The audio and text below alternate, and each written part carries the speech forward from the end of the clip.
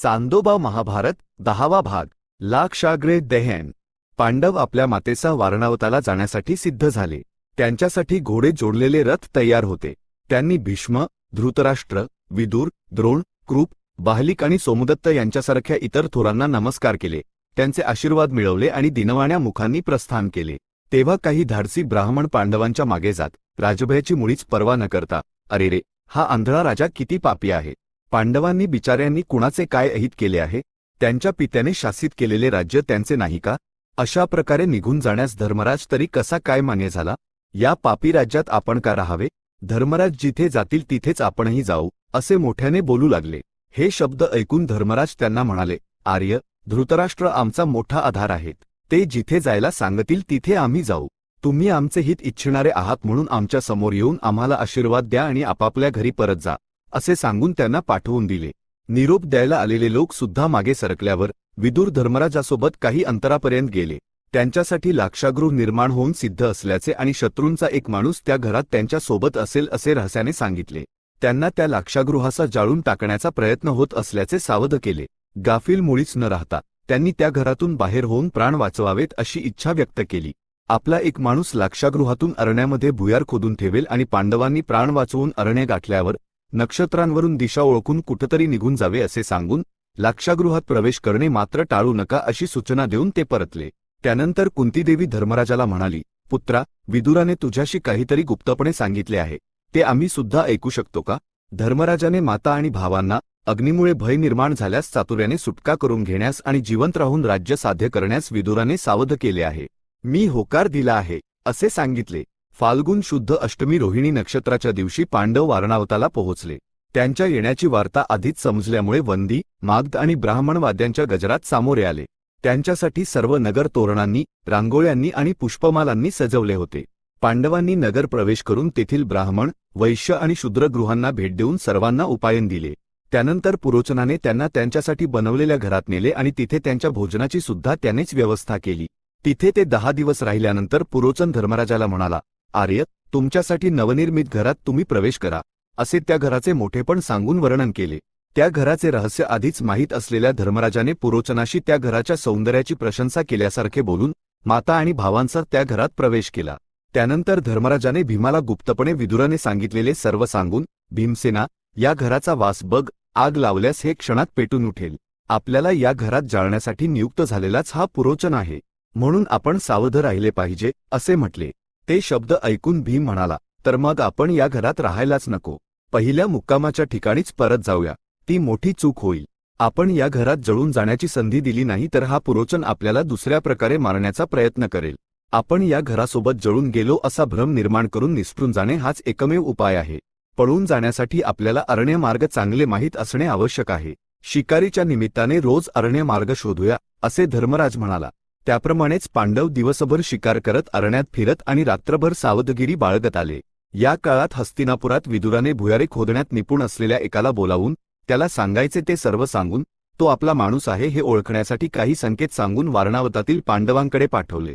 तो पांडवांकडे पोहोचून दुष्ट चतुष्टयाने नियुक्त करून पाठवलेला हा दुरात्मा पुरोचन येणाऱ्या कृष्ण चतुर्दशीच्या रात्री या लाक्षागृहाला आग लावणार आहे। त्या रात्री तुम्ही सुटून जाण्यासाठी या घराच्या मधून नगराबाहेरच्या वनात भुयार खोदण्यास आणि त्याद्वारे बाहेर होऊन तुम्ही कुठेही निघून जाण्यास विदुराने सावध केले आहे। मी भुयार खोदण्यासाठीच आलो आहे, असे म्हणाला। त्या माणसाने घराच्या मधून एक बिळ खोदले आणि त्याचे द्वार अत्यंत कौशल्याने झाकून ठेवून पांडवांना दाखवले। पांडव आपण असलेल्या घराबद्दल किंवा ते जाळण्यासाठी नियुक्त झालेल्या पुरोचनाबद्दल आपल्याला मुळीच संशय नसल्यासारखे वागून पुरोचनाचा विश्वास संपादन केला। कृष्ण चतुर्दशी आली। त्या दिवशी कुंतीदेवीने नगरातील ब्राह्मण आणि ब्राह्मण स्त्रियांना अन्नदान केले। पुरोचनाने एका भिल स्त्रीला आणि तिच्या मुलांना पांडवांची सेवा करण्यास नियुक्त केले होते। ते भिल कुटुंबातील लोक वनफळे आणायचे आणि प्रत्येक कामात कुंतीदेवीला मदत करायचे। त्या दिवशी उत्सव असल्यामुळे त्या स्त्रीसह तिच्या 5 मुलांनी खूप मदिरा प्राशन केली आणि त्या रात्री त्याच घरात झोपले। मध्यरात्रीच्या वेळी भीमाने जाऊन पुरोचन झोपलेल्या खोलीच्या दाराला आग लावली आणि माता व भावांना भुयारातून पाठवून देऊन घराच्या 4ही कोपऱ्यांना आग लावून स्वतः सुद्धा बिळात प्रवेश करून भुयार खोदणाऱ्याला आपल्या क्षेमाची माहिती दिली। सर्वजण भुयार मार्गाने अरण्य गाठले। ते अरण्य मार्गाने जात असताना कुंती चालू शकली नाही। तिला भीमाने आपल्या खांद्यावर उचलून घेतले। त्याला उर्वरित लोकांना सुद्धा धरून चालवावे लागले। या प्रकारे ते काळोखात अरण्य मार्गाने जाऊन गंगा नदीला पोहोचले। तिथे त्यांना गंगा ओलांडून नेण्यासाठी एक नौका सज्ज होती. त्या नौकेची व्यवस्था विदुरानेच केली होती. नावाड्याने सांगितलेल्या शब्दांवरून तो विदुराचाच माणूस असल्याचे पक्के झाले. पांडव मातेसह त्याच्या नौकेत बसून गंगा ओलांडले. नावाड्याने पांडवांनी सांगितलेले संकेत शब्द ओळखून ते विदुरापर्यंत पोहोचवण्यासाठी हस्तिनापुराकडे नौका वळवून निघून गेला. अजून रात्र थोडी उरली होती. पांडवांनी नक्षत्रांवरून दिशा ओळखून दक्षिणेकडे चालण्यास आरंभ केला. काही अंतर गेल्यावर भीमाशिवाय इतर जण एक पाऊल सुद्धा टाकू शकले नाहीत. डोळ्यात पुरेशी झोप नव्हती आणि मार्ग नसलेल्या अरण्य वाटेवरची पायपीट. सर्वजण निढाल झाल्याचे पाहून भीमाने सर्वांना एकाच वेळी उचलून घेऊन काही अंतर चालून एका ठिकाणी खाली उतरवून बसले. काही वेळानंतर कुंती भीमाला म्हणाली, पुत्रा, तहानेने प्राण जात आहेत असे वाटते.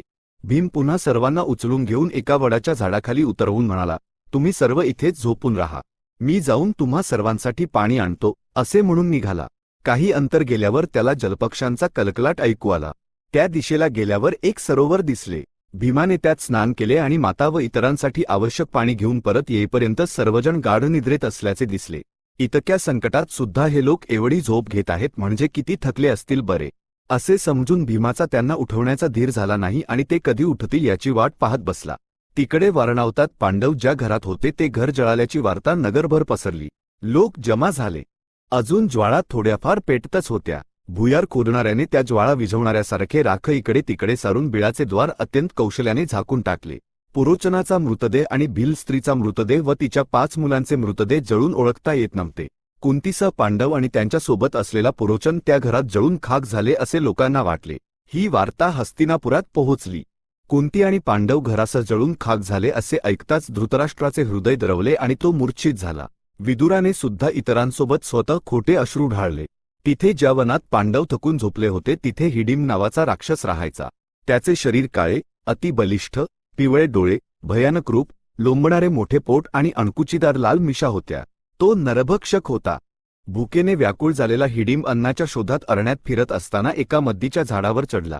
त्यावर बसून तो केस झटकताना, डोके खाजवताना, मोठमोठ्याने जांभया देताना चहूकडे पाहत असताना त्याला दूर वडाच्या झाडाखाली झोपलेले काही मनुष्य दिसले. हिडिंबाने आपली बहीण हिडिंबेला बोलावून, बहीण, खूप काळाने मानवी मांस मिळाले आहे. तू जा आणि त्या वडाच्या झाडाखाली जेवढे लोक असतील त्या सर्वांना मारून घेऊन ये. आपण पोटभर खाऊन नृत्य करूया असे म्हटले.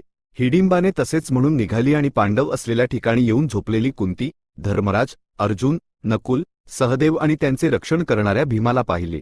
हिडिंबेला भीम अत्यंत सुकुमार आणि नूतन मन्मथासारखा दिसला. तिला त्याच्याबद्दल मोह निर्माण झाला. त्या मोहावेशात तिला आपला भाऊ खूप लांब असल्याचे वाटले. त्या माणसांना मारण्यापेक्षा जिवंत राहू दिले तर आपण त्या नूतन मन्मथासोबत खूप काळ सुखात राहू शकतो असे वाटले. तिने सुंदर रूप धारण केले, छान वस्त्रे परिधान केली आणि लाजऱ्या हास्याची उधळण भीमावर करत जवळ येऊन, महानुभावा, तू कोण? तुझे राष्ट्र कोणते? हे झोपलेले कोण? अत्यंत सुकुमारी सारखी दिसणारी ही वृद्धा कोण?